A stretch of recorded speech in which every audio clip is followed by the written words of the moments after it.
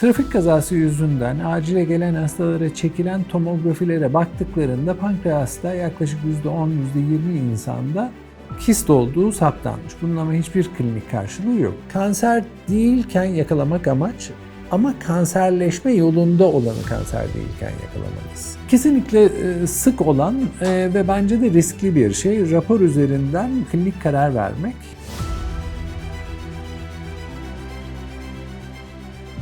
Hocam pankreasta kanseri erken yakalamak mümkün mü? Mümkün. Klasik dediğimiz duktal adenokarsinom solit bir tümör, yani iç yapısı sert. Bunlarda maalesef henüz erken aşamada bunu yakalamak mümkün değil, ama pankreas kanserinin oluşumuna giden tek yol bu katı dokudan geçmiyor. Pankreasın bir de kistik tümörleri var. Kistik tümörleri kist görünür olduğu için henüz tümör olmamışken görme ve hani riskli olanları ayırdıktan sonra takip ederek kanser oluşmadan yakalamak mümkün. Peki burada kistik tümör dediğinizin alt tipleri var mı? Var.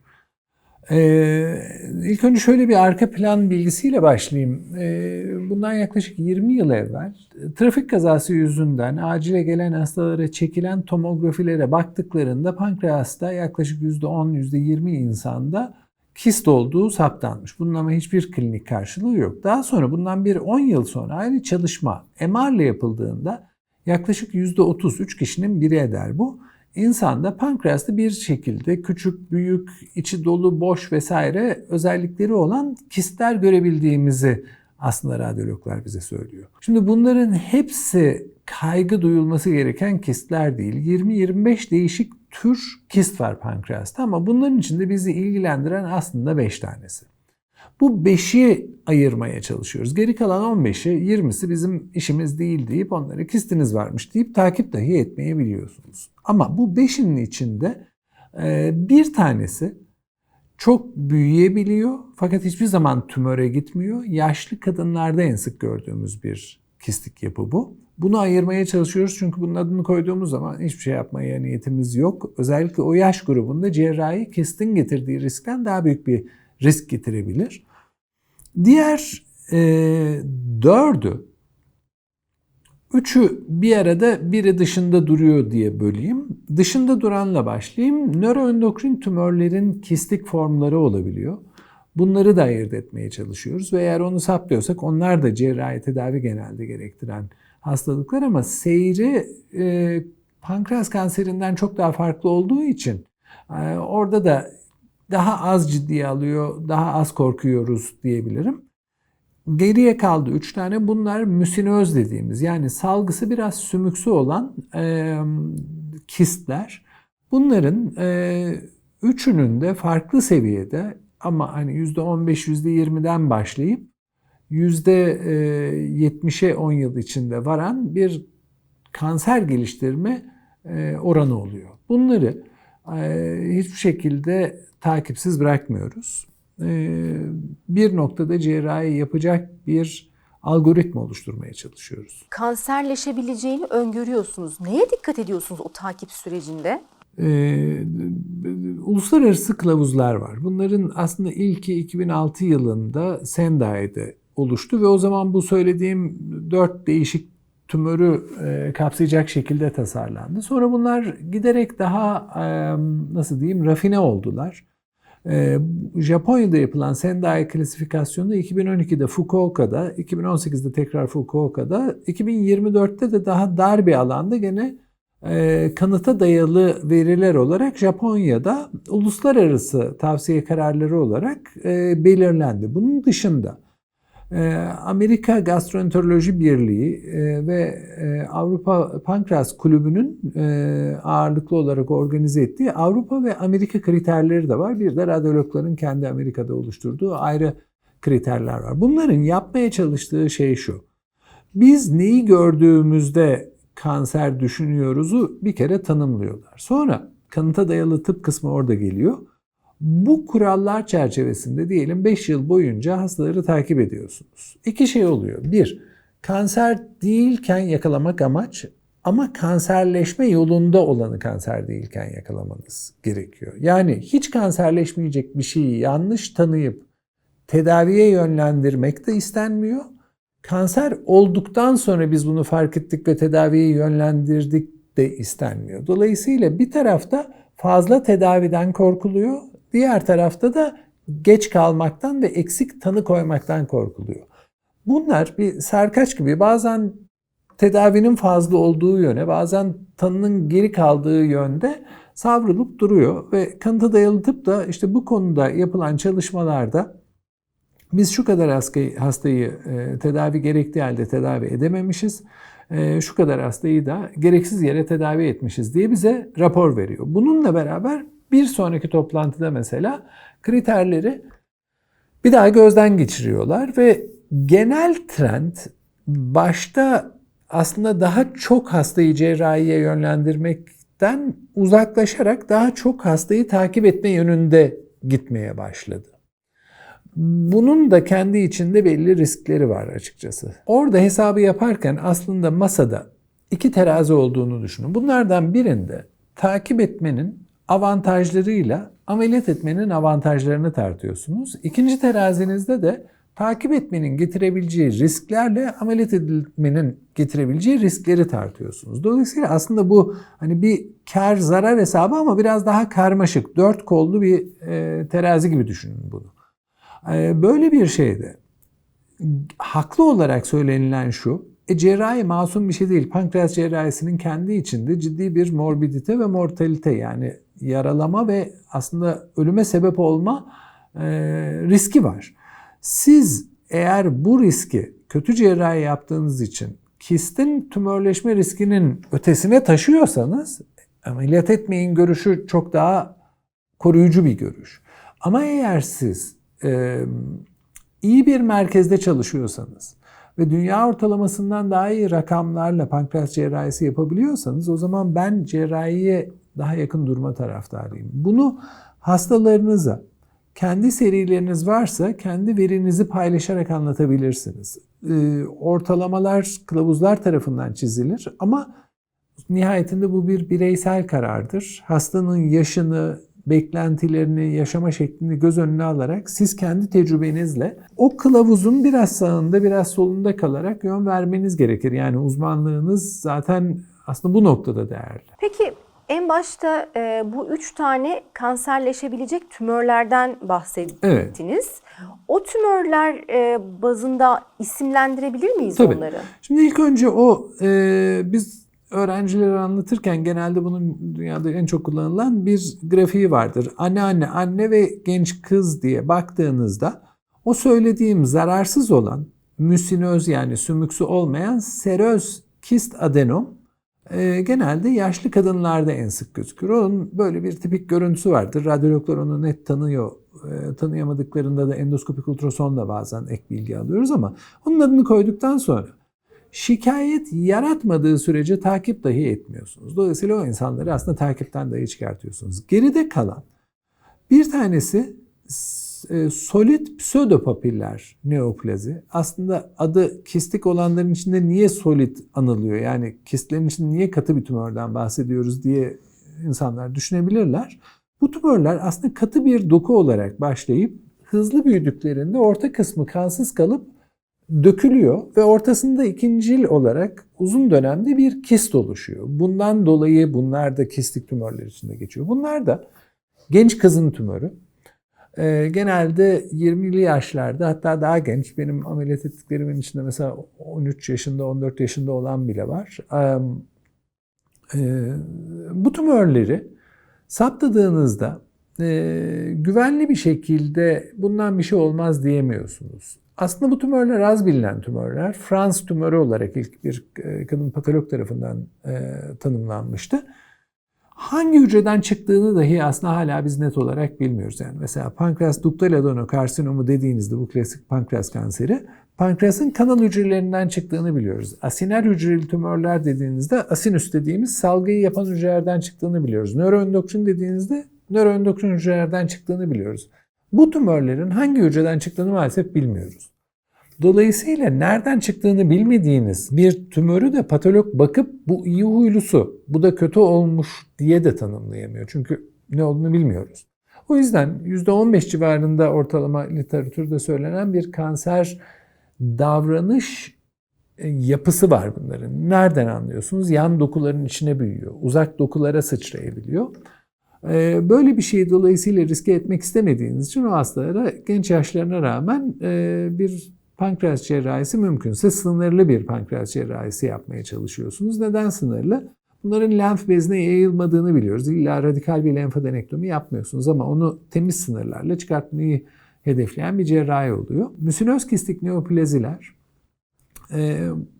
anne dediğimiz işte 30 yaşından 50-55 yaşına kadar olan grup kadında en çok gözüküyor.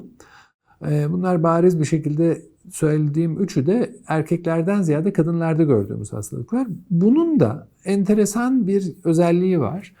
Tümörün bağ dokusu içinde yumurtalıkta gördüğümüz östrojen ve progesteron reseptörü olan bağ dokusu hücreleri var. Ovarian stroma deniyor buna. Bu tümörün en tanı koydurucu özelliği. Bu demin bahsettiğim 2006 yılında Sendai Guideline'larında bunları gördünüz mü? Bunları çıkartın deniyordu. Çapından bahsedilmiyordu bile yani. 10 milimetre gördüyseniz 10 milimetrelik lezyonu çıkartmak için cerrahi yapıyordunuz. Burada şimdi sınır santim olarak 4 santim sınırına çıktı. 4 santimin altında genelde kanser özelliği gözükmüyor. Ama 4 santimlik bir lezyon varsa onu o zaman çıkartıyorsunuz. Bunlar da müsinöz tümörler. Kadınlarda gözüküyor. Ana kanalla bir bağı genelde olmuyor. Ama dediğim gibi hani takip ettiğinizde size orada artık hareket et dediğiniz özellikler işte boyunun büyüme hızı, toplam çapının ne olduğu, iç yapısının radyolojik özellikleri gibi ya da semptomu olup olmadığı çok önemli bir şeydir hastada. Yani mesela kanala basıp pankreatit yapıyorsa o zaman beklemiyorsunuz, onları çıkartıyorsunuz gibi özellikleri var. Geride kalan aslında kadın ve erkek arasında çok da fazla farkı olmayan intraduktal papiller müsinöz neoplazi, tekerleme gibi adı olan IPMN diye kısaltılan tümörler var. Bunlar içlerinde aslında kanser riski en yüksek olanlar. Bunun bir ana kanaldan çıkanları, bir de yan kanaldan çıkanları var. Bu 2024'te olanlar ve 2018'de aslında son yapılmış olan Japon kriterleri, diğerlerini tamamen bıraktılar. Sadece bu IPMN'e odaklı oldular. Burada da 2 grup kriter tanımlandı. Bunlardan bir kısmına high risk stigmata, yüksek riskli belirtiler deniyor. Öbürlerine de worrisome features, işte tedirgin edici özellikler diye tercüme edeyim, deniyor. Bunlar işte kanal çapı, kontrastlanan bir nodül olup olmadığı gibi çok spesifik, çok da yani detayına girmek istemediğim özelliklerden oluşuyor. Bunlara göre belli şartlar oluştuysa hastaya ameliyat öneriyoruz. Ya da bunlar yoksa bunları olmadığı süre boyunca hastaları takip edebiliyoruz. Burada hepsinin ortak noktası bir belirti vermiyor olması değil mi? Rastlantı şekilde fark ediliyor. Çoğu rastlantı şeklinde fark edilir ama bazen pankreas kanalını mesela tıkadıkları zaman pankreatit yaratarak hastanın bir şekilde bunu fark etmesine sebep olacak değişiklikler yaratabiliyorlar. Semptom bizim için çok çok önemli. Zaten bir lezyonun semptoma sebep oluyor olması, bu ister ağrı olsun, ister pankreatit olsun, ister kilo kaybı olsun, ister sarılık olsun, bence artık bekleme döneminin sonu geldi, müdahale etmeniz gereken bir noktaya vardınız diyen en net bulgu. Size gelen hastalara işte benim pankreasımda şöyle bir kist tespit edildi şeklinde gelen hastalara ilk olarak ne diyorsunuz, nasıl yönlendiriyorsunuz? Filmlerinizi göreyim diyorum. Çünkü radyolojik yorumlar çok değişken. Yorumu yapan radyoloğun tecrübesiyle kendimi sınırlamak ben hiçbir zaman istemiyorum. Mutlaka filmleri kendim görmek isterim ve kendi güvendiğim radyologlarla onu tartışmak isterim. Dolayısıyla yani ilk sorduğum şey benim hani ne zaman bu tanı konuldu? Daha evvel bir takibiniz var mı? Hani geçmiş başka bir inceleme de olabilir bu. Bu kistin zaman içindeki değişimini görebileceğim bir ipucu arıyorum. O verileri elde ettikten sonra dediğim gibi radyoloji bu tip şeylerde bizim en önemli diyebileceğimiz ilk veri kaynağımız. Burada şöyle bir şey ortaya çıkıyor. Bazen hastalar paniğe kapılıp doktorlara direkt radyoloji raporlarını gösterebiliyorlar, gönderebiliyorlar. Doğru. Ve o doktor da hani belki radyoloji raporunu görmeye gerek duymayacak ve direkt elindeki rapor üzerinden bir yorumlamaya çalışacak. Bu da insanları yanlış yönlendiriyor olabilir mi? Kesinlikle sık olan ve bence de riskli bir şey. Rapor üzerinden klinik karar vermek. Ben bir klinisyenin kendi işiyle ilgili radyolojiyi öğrenmesi gerektiğini düşünüyorum. Yani bu bir cerrahsa, bir cerrahın bir radyolog kadar tabii ki hiçbir zaman yetkin olamayacak ama yapacağı ameliyatın ne sınırlar içinde olacağını o sırada hastaya anlatabilmek için ilk önce o filmi okuyabilmesi, anlayabilmesi lazım. Buna ihtiyacı olduğunu düşünüyorum. Bir de bu filme baktığında orada radyoloğu uyaran o kriterleri kendi de görebiliyor mu? Ona bakıyor olması lazım. Damar varyasyonları var mı? Bunu görebiliyor olması lazım. Çünkü siz bir cerrahi önerdiğinizde bazen teknik olarak o cerrahi bireysel anatomik varyasyonlar yüzünden son derece zor bir hale dönüşebilecektir. Yani bunları raporlamamış olabilir radyolog. O hani tümöre odaklı konuşmuştur. O anatomik varyasyondan bahsetmemiştir. Ve aslında istenmese de bir tuzak vardır orada. Bunlardan kurtulmak için mutlaka ve mutlaka o filmleri görmek lazım. Film de tek başına %100 yeterli değil. Hani bazı noktada doku tanısı da istiyorsunuz. Filmle %100 her zaman karar verilmiyor. O zaman da endoskopik ultrason gibi elimizde çok güçlü bir silah var. İyi yapanını buluyor olmanız lazım. Gastroenterolog arkadaşlarımız bunu yapıyorlar ama bu gastroenterolojinin içinde bence yapması en zor, öğrenmesi en zor işlemlerden biri. Eğer kist nedeniyle bir ameliyat önerilecekse de sadece rapora bakarak, radyoloji raporuna bakarak bir ameliyat kararı verilirse bu cerrahın kör bir şekilde ameliyata girmesi gibi bir şey oluyor herhalde. Evet, yani yapmamak lazım. O her zaman yanlıştır demek de doğru değil tabii ki. Yani mutlaka o raporlarda da sizin gördüğünüzde onaylayacağınız veriler vardır ama sadece ona güvenmek bir risk. Ben o riski doğru bulmuyorum. Farz edelim bir kistik tümör ortaya çıktı, belirlendi. Peki bunun tedavi yöntemi nasıl oluyor? Kisti siz bunda tümör gelişebilir kaygısı nedeniyle ameliyat ediyorsanız ameliyatı da orada tümör varmış gibi yapmak zorundasınız. Çünkü sizin göremediğiniz ama belki içinde çoktan gelişmiş olan bir tümör çıkabiliyor. Patoloji raporları bizi bazen sonrasında sandığımızın ötesinde gelişmiş bir tümörle karşılaştığımızı gösterecek şekilde yanıldığımızı gösteriyor, öyle söyleyeyim. Böyle bir noktada eksik iş yapmamış olmak için ameliyat kararı verdiğiniz her hastayı pankreas kanserini orada bulunan ameliyat ediyormuşsunuz gibi ameliyat ediyorsunuz. Dolayısıyla hani baş kısmındaysa klasik ameliyat işte Whipple, işte kuyruk kısmındaysa kuyruk rezeksiyonu, bu IPMN ana kanalda bütün kanalı tutuyor olabilir. O zaman total pankreatektomi yapıyorsunuz. Tamamen pankreası çıkartıyorsunuz evet, yani. Bütününü çıkartmanız gerekebiliyor. Bazen de işte bu fazla cerrahiden koruyabiliyor muyum sorusu oluşuyor. İşte o zaman riskli gördüğünüz yeri çıkartırken geride kalanı önden radyolojik olarak kabaca karar vermiş olduğunuz noktada sadece radyolojiyle karar vermiyorsunuz. Kestiğiniz yüzeyde patoloğa soruyorsunuz, ameliyat sırasında soruyorsunuz. Frozen section denen incelemeyle benim cerrahi sınır olan bitmiş, tamam buradan ötesini kesmiyorum, çıkartmıyorum dediğiniz yerde tümör ya da bu tümör öncüsü tipte doku değişikliği var mı soruyorsun. Burada patologlar klinisyenlerden çok daha farklı düşünüyorlar. Bir defa onu da mutlaka belirtmek lazım. Patolog, ben ana kanal tipi o IPMN dediğimden bahsediyor olayım. Burada görmüyorum. Ama bunun 1 santim ötesinde bunun tekrar başlamadığını ben sana garanti edemem diyor. Çok da aşikar. Siz nereyi gönderirsiniz oraya dair yorum yapıyor. Ve bunların birden çok alanda multifokal deniyor buna. Olabilme özelliği var. Dolayısıyla o yüzden baştaki radyoloji çok önemli. Benim patoloğa orada doğru cevap beklentisiyle soracağım soru, burada bu epitel normal kanal epiteline döndü mü? Bunun dışında aslında burada yüksek dereceli displazi, düşük dereceli displazi var yoka istinaden ben karar verirsem hata yapmış olurum. Patoloğa da aslında sorduğum sorunun cevabını doğru dahi verse onun 1 santim ötesinde ne olduğunu bilemeyeceğimiz için o da bilemez, ben de bilemem. Bir yönüyle açık bırakmış olurum. Dolayısıyla o 1 santim ötesini bize aslında radyoloji gösteriyor. Bizim dur noktasında burada düşük dereceli displezi var cevabı çoğu zaman durmamıza yeter gibi gelse de garantili bir cevap değildir. O bittiği sandığınız yerin ötesinde tekrar yüksek dereceli displezi başlıyor olabilir.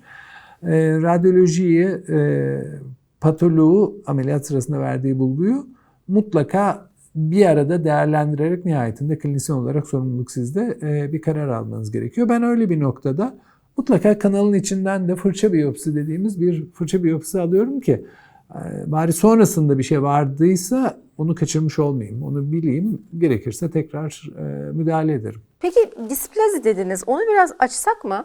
Displazi hücre seviyesinde kanser öncüsü değişikliklere verdiğimiz patolojik isim. Bunun düşük derecelisi ve yüksek derecelisi var. Yüksek derecelisi kanserin ilk adımı gibi düşünün. Düşük derecelisi daha henüz orada hani bir değişiklikler var ama beklenebilir demek. Siz o noktada patolojiyle birlikte hareket ederek pankreasın baş kısmındaysa orta kısmında var mı, kuyruk kısmında Evet, var mı yani bunu en azından onu netleştirmiş oluyorsunuz. Radyoloji, patoloji ve işte semptom hepsini bir arada değerlendirip karar veriyorsunuz.